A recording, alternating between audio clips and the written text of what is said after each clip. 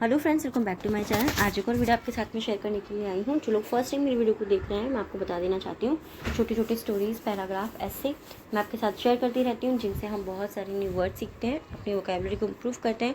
साथ ही जो भी ग्रामर दी जाती है, मैं कोशिश करती हूँ कि ईजी वे में आपको एक्सप्लेन कर सकूँ। सो येस, आज हमारा टॉपिक होने वाला है स्टूडेंट्स अनरेस्ट के ऊपर। और इसमें जितने भी हम सेंटेंस दिखेंगे मिक्स रहेंगे। प्रेजेंट कॉन्टिन्यूस टेंस के सेंटेंसेस आपको देखने को मिलेंगे, प्रेजेंट परफेक्ट कॉन्टिन्यूस टेंस के, और पास्ट के और फ्यूचर के भी कुछ सेंटेंसेस आपको इसमें देखने को मिलेंगे। स्टार्ट करते हैं रीडिंग और देखते हैं क्या है इसके अंदर। One of the greatest problems that our country has been facing since the 1980s is the problem of growing discipline indiscipline among students. One of the greatest problem का मतलब क्या होता है? सबसे बड़ी समस्याओं में से एक। That means जो our country, हमारा देश, has been facing, सामना कर रहा है, since मतलब से, the 1980s 1980 से, इज द प्रॉब्लम वह समस्या है, ऑफ ग्रोइंग बढ़ते हुए, इनडिसिप्लिन अनुशासनहीनता की, अमंग स्टूडेंट्स। अमंग का मतलब होता है बीच में, जब दो से ज़्यादा के बारे में बात करते हैं, स्टूडेंट्स यानी कि विद्यार्थियों के बीच में। तो सिंपली सेंटेंस को हम कैसे रीड करेंगे? हमारे देश में 1980 से सबसे बड़ी समस्या का जो सामना हमारा देश कर रहा है, वह है विद्यार्थियों के बीच बढ़ता हुआ अनुशासनहीनता। सिंपली इस तरीके से सेंटेंस को हम रीड करेंगे। The unrest among students is confined not only to India but has become a global phenomenon. The unrest यानी कि अशांति, अनरेस्ट का मतलब होता है अशांति। अमंग स्टूडेंट्स, विद्यार्थियों के बीच अशांति। द अनरेस्ट अमंग स्टूडेंट्स, विद्यार्थियों के बीच जो अशांति है, इज कन्फाइंड, इज मीन्स है कन्फाइंड मतलब सीमित है, is confined not only, confined मतलब सीमित है, नॉट ओनली न केवल, नॉट ओनली यहाँ पे नहीं का यूज़ नहीं करेंगे, नॉट ओनली यानी कि न केवल टू इंडिया, न केवल वह भारत तक सीमित है, बट लेकिन has become a global phenomenon. Has become वो बन गया है, अ ग्लोबल यानी कि वैश्विक, फिनोमिनन का मतलब क्या होता है? फिनोमिनन यानी कि घटना। तो सिंपली सेंटेंस को हम कैसे रीड करेंगे कि विद्यार्थियों के बीच जो अशांति है, वो न केवल भारत तक सीमित है, बल्कि वह वैश्विक घटना बन गई है, यानी कि पूरे विश्व की घटना ये बन गई है कि सारे विश्व में जितने भी विद्यार्थी हैं, सभी के बीच में अशांति जो है वो बढ़ गई है। सिंपली इस तरीके से इस सेंटेंस को हम समझेंगे। नेक्स्ट है, इन इंडिया, भारत में, students unrest has assumed alarming proportions. Students unrest यानी कि विद्यार्थियों की अशांति, हैज़ अज्यूम्ड, हैज़ मीन्स है, अज्यूम्ड यानी कि उसने धारण किया है, बच्चों के बीच में जो अशांति है उसने धारण किया है, अलार्मिंग प्रोपोर्शन। प्रोपोर्शनल यानी कि प्रोपोर्शन का मतलब क्या होता है? अनुपात, खतरनाक अनुपात। तो विद्यार्थियों के बीच में जो अशांति है, उसने खतरनाक अनुपात को ग्रहण किया है या धारण किया है, दोनों आप बोल सकते हैं। अज्यूम करना मतलब धारण करना या फिर ग्रहण करना। दिस यह, इफ़ नॉट चेक्ड, अगर, दिस मतलब इसे, इफ़ नॉट चेक, अगर इसे जांचा नहीं गया, इफ़ नॉट चेक्ड अगर इसे जांचा नहीं गया, would eat into the very fabric of our national entity. Would मतलब गागीगे, हम कहते हैं ना कि ऐसा हो जाएगा, 100% नहीं होगा, बट हम बोलते हैं ऐसा हो जाएगा, हुआ नहीं है, ना होगा, 100% श्योरिटी नहीं है, वहाँ पे हम वुड का यूज़ करेंगे। Eat into the very fabric, the very fabric का मतलब क्या होता है? किसी भी छोटी से छोटी चीज़ को, यानी कि हमारा जो मूल रूप है, मूल स्वरूप जो है वो हमारे देश का, हमारे राष्ट्र की सत्ता का, उसको वो खा जाएगा। The prevalence of the mood off despondency, the prevalence यानी कि प्रसार, प्रिविलेंस का मतलब होता है प्रसार, ऑफ द मूड ऑफ डेस्पोडेंसी। डेस्पोडेंसी का मतलब क्या होता है? मूड मतलब मनोदशा, ऑफ डेस्पोडेंसी यानी कि निराशा की मनोदशा, निराशा की मनोदशा का प्रसार। एंड और detection among the students, detection का मतलब क्या होता है? किसी भी प्रकार का उदासी, किसी भी प्रकार की उदासी, अमंग द स्टूडेंट्स, विद्यार्थियों के बीच किसी भी प्रकार की उदासी, निराशा की मनोदशा का प्रसार। इज नॉट, इज नथिंग, वह कुछ नहीं है, बट लेकिन, a reflection of the general dissatisfaction and discontentment. लेकिन वह कुछ नहीं है, लेकिन वो प्रतिबिंब है, यानी कि वो रिफ्लेक्शन है, प्रतिबिंब है वो, of the general dissatisfaction, general मतलब सामान्य असंतोष का, एंड डिसकंटेंटमेंट, डिसकंटेंटमेंट का मतलब क्या होता है? असंतुष्टि का, कि उन्हें किसी भी प्रकार की संतुष्टि और असंतोष का ये है एक सामान्य प्रतिबिंब है। Prevailing among the message, prevailing यानी कि जो प्रचलित हो रहा है, प्रिवेल करना यानी कि प्रचलित होना, प्रिवेलिंग जो प्रचलित हो रहा है अमंग द मैसेज, अमंग मतलब बीच में, द मैसेज यानी कि जनता के बीच में जो प्रचलित हो रहा है। सिंपली इस तरीके से इसको हम रीड करेंगे। देखिए एक और भी चीज़ है, जो बड़े सेंटेंस होते हैं ना, इसमें काफ़ी सारे बड़े बड़े सेंटेंसेस हैं, वो लंबे भी हैं, तो उनको पढ़ने का सिंपल तरीका क्या है कि आपको छोटे छोटे टुकड़ों में सेंटेंसेस को रीड करना है।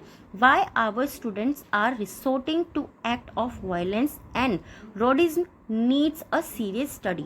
वाई आवर स्टूडेंट्स, हमारे विद्यार्थी क्यों, आर मीन्स है रिसोर्टिंग यानी कि सहारा ले रहे हैं, रिप्रेजेंट कॉन्टिन्यूस टेंस है, टू एक्ट्स कार्य करने का, ऑफ वायलेंस एंड रोडिज्म, वायलेंस मतलब क्या होता है अहिंसा का, एंड रोडिज्म का मतलब क्या होता है किसी भी प्रकार का, कहते हैं कि किसी प्रकार के हंगामे में घुसना, अपने आप को बहुत रूड टाइप का दिखाना, अपने आप को ऐसा दिखाना कि मैं कुछ भी कर सकता हूँ। जैसे काफ़ी सारी जगहों पे ऐसा बोलते हैं ना कि ये तो बड़ा दादा बन रहा है, उस वाली लैंग्वेज में जो बोलते हैं कि रोडिज्म यानी कि बहुत ही ज़्यादा अपने आप को बुरा दिखाना। या एक बहुत ही सिंपल वर्ड अगर मैं आपको इसका बताऊँ तो सिंपली आप इसको ये बोल सकते हैं कि जैसे कि वो अहिंसा का और उपद्रव का या हंगामा करते हैं, या वो हुड़दंग करने वाले हैं बहुत, कि ना कि वो किस तरीके से मैं इसको सिंपल वर्ड में आपको बताऊं, आई डोंट नो, बट उपद्रव करने वाले या फिर हुड़दंग का वो कार्य करने का सहारा ले रहे हैं। Needs a serious study, needs यानी कि आवश्यकता है एक सीरियस स्टडी की, एक गंभीर अध्ययन की उसमें आवश्यकता है। वी हेयर अबाउट, हम सुनते हैं किस चीज़ के बारे में, अबाउट मतलब होता है बारे में, हम किस चीज़ के बारे में सुनते हैं, स्टूडेंट्स गोइंग ऑन रैम्पेज, विद्यार्थियों को हम, रैम्पेज यानी का मतलब क्या होता है हंगामा करने के लिए या फिर हिंसात्मक आचरण जो होता है उसके बारे में, और अर्सन और आग लगाने के बारे में सुनते हैं, कि विद्यार्थी जो है वो हंगामा करते हैं और आग लगते हैं, हम इसके बारे में सुनते हैं। Stone throwing and brick batting, stone throwing और पत्थर फेंकने के बारे में, और ब्रिक बैटिंग यानी कि ईंटों को फेंकने के बारे में सुनते हैं। देयर एक्शंस, उनके जो एक्शंस होते हैं यानी कि उनका जो कार्य होता है या जो भी वो कर रहे होते हैं, result in ruthless repression by the police personnels who make them the target of their bullets.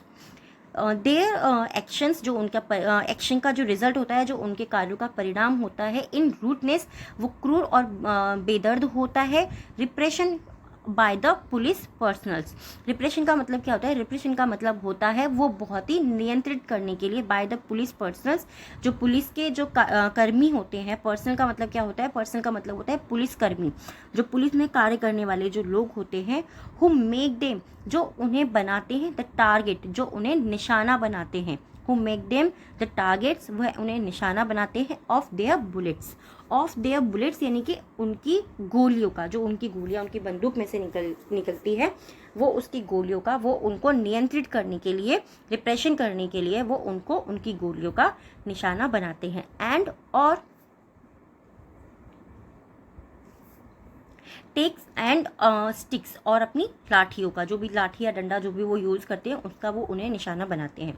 We hear about closure of the universities and beating of professors by the students.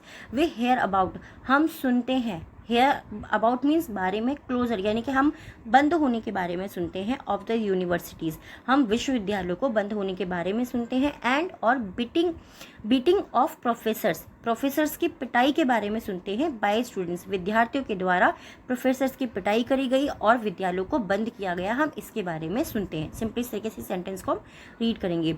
All this is really a sorry state of affairs, all this यह सभी, is a really एक वास्तव में एक खेदजनक एहसास है, या फिर स्टेट ऑफ अफेयर्स का मतलब होता है कि खेदजनक बात है या ये मामला है।